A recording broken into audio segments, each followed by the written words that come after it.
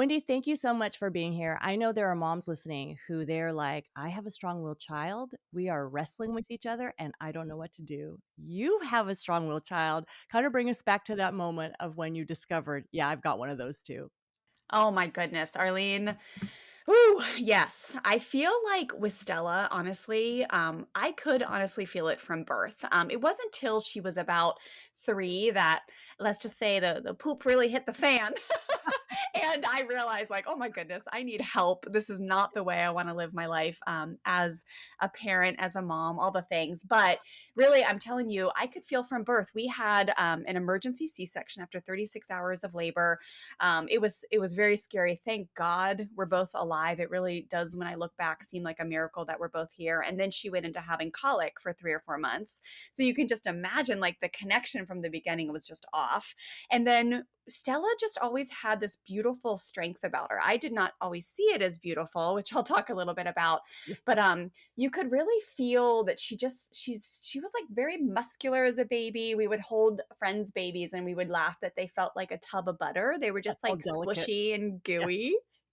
And Stella was like, she would hold her head up really high and she had like muscles about her. And I even remember being at Christmas parties when she was about a year old and people being like, "Oh, look at the baby." And she would just give them the stink eye, like, "Don't you even dare think about holding me." And she just had this strength about her. And then Yeah. she was my kiddo who, it took us, I want to say, like a solid year till she would go to the church nursery without, like, she would freak out so bad. She wouldn't let anybody hold her. She would get angry and she would develop a rash on her face. She would get so upset.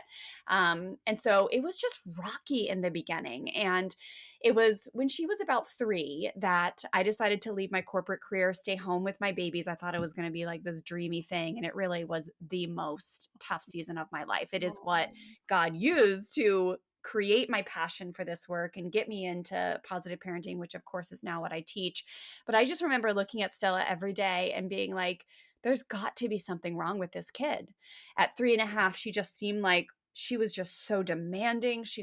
These are the words I would use to describe her, both in my head and when I would speak to like best friends, or I'd call people and say, help me. What am I doing wrong here? But demanding, insistent, stubborn, bossy, difficult, disobedient, challenging, fixated. Like, she always knew exactly what she wanted and did not want to do anything else, rebellious, defiant, those type of things.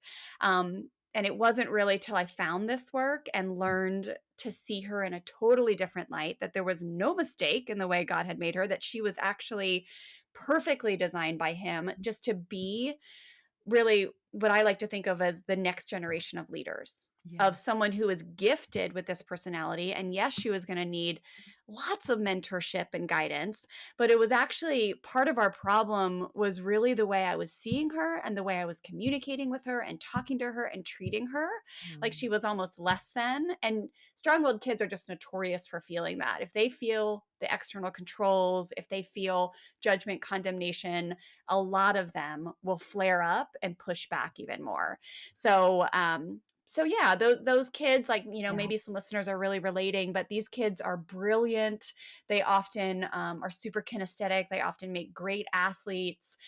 They really have huge justice buttons, so they care if they sense that there is inequality. Like, they're notorious for, if sister gets something or brother gets something more than they did for their birthday, I mean, they will call it out, they will stand up, they will, Yes. they just have these big justice buttons. So yeah, that's kind of how I see Yeah. strong-willed kids. And thank God this work just helps know how to approach them and mentor them in ways where you end up feeling fulfilled and connected with your kids, instead of like you're losing your mind every day trying to raise them. So it sounds like a big chunk of it is changing that mindset of like, what is wrong with you? Why are you so difficult? To, my goodness, this is like a gift. Like, you are made this way and we can really lean into it. So a lot of it is just Yeah. this attitude, like, I'm going to see you differently.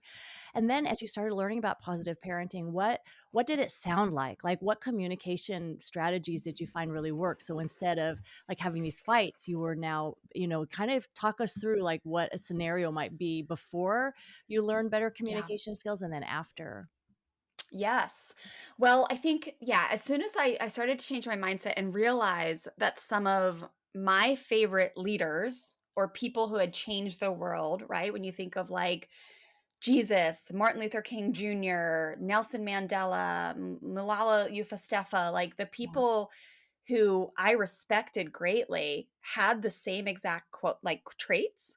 But the yeah. way we describe leaders like that, like decisive, determined, Strong, persistent, strong, right? courageous. Authoritative, like confident, valiant, gutsy, committed, non-conforming, bold. Once I started to see it differently and realize, oh, that is exactly what I want to have her encompass when she grows up, and she has it now. We just got to start seeing it differently. So after that, we started to learn a few things, and I'll just kind of highlight a few. But Yeah, one of the most important things was I remember having a thought that like we learn in this work that strong-willed kids really need actually more power. So in order to get a strong-willed child to cooperate more, they really need to have what we call their need to feel powerful bucket filled on a consistent basis with yeah, healthy ways. And so they'll often get their power bucket, so their need to feel powerful. Every human being has needs. It's the way we were designed. They need to feel powerful, they need to belong, they need to feel valuable, they need to feel unconditionally loved. But power kids really need that need to feel powerful bucket filled, or else they will get it met in unhealthy ways. So by arguing with you, by getting a rise out of you, by pushing back, by finding their place as the rebellious one in the family, they will get power from that. So we learn, okay, well, in order to get them to behave better, we've got to find more ways for them actually to be empowered and be in charge. But I remember Arlene thinking, oh, heck no. Like this child, if I give her more power, she's going to think that she can rule the world, right? Like the quote of, if you give them an inch, they'll they'll take take a a mile. mile, right. That was really what I thought about Stella. So once I realized, okay, I started to try some new things. And one of them was this is one of the strategies we teach Yeah. here that is just one way to prevent power struggle. So we teach 10 ways to prevent, 10 ways to dissolve. Like once you're stuck and they're Yeah. like, no, I'm not putting on my shoes. And you're like, yes, you will. And they're like, no, I won't. Or no, I'm not doing my homework, whatever it may be. That's what we call you're actually stuck in a power struggle. But from a preventative basis, on a day-to-day basis, I just started looking for any way possible that I could put this kid in charge and let her kind of lead in any capacity possible. Yeah. So one of the ways we started to look like what so even if it was like, hey, can you put this diaper in the diaper genie? She used to love to do the handle of the diaper genie. I Right. don't even know if they make those I anymore. know, I had a diaper genie, I remember that.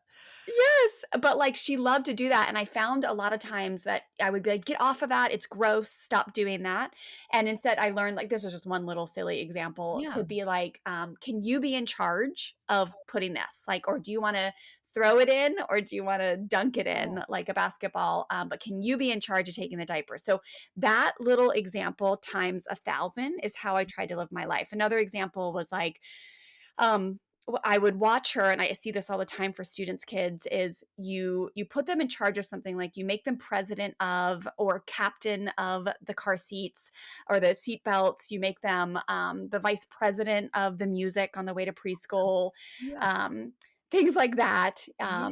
Maybe like in charge of the uniforms for the day when you're giving them a choice of their clothing. That they really like, they perk up and they are just like, heck yes, Right, yes, put me in charge, right. right? Like most strong-willed kids are going to respond well if you're like, hey, can you be the leader of this? Yeah. And another example was Stella, I remember, would want to like do these crazy things, that whether it was selling rocks, like there was a Monday morning where she Ah, wanted to sell rocks on the front like porch. It was these rocks that her grandma had gotten her. They were like gem rocks from like this mining thing we had yeah. gone to. And I just remember being like, no, like you're not inside. My knee jerk reaction wanted to be like, no, Stella, we're not going to sell rocks.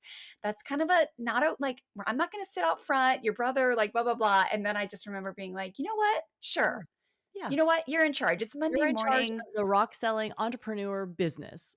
And she made $6 that morning, Arlene. Some amazing grandma was so stoked to walk by and engage with this adorable little 4-year-old, buy some rocks for their grandkid, and she made $6 that day, That's and that became a awesome. pattern for her. Like, she Yeah, loved to have these little pop-up businesses over the years. She's now almost 15 years old, but yeah, she would have, like, a drive-through where we'd sell hot dogs or, things like that, like, taking her yeah. ideas and being like, "You know what? Yeah, let's run with it. You're totally in charge. You tell me how you want it to look."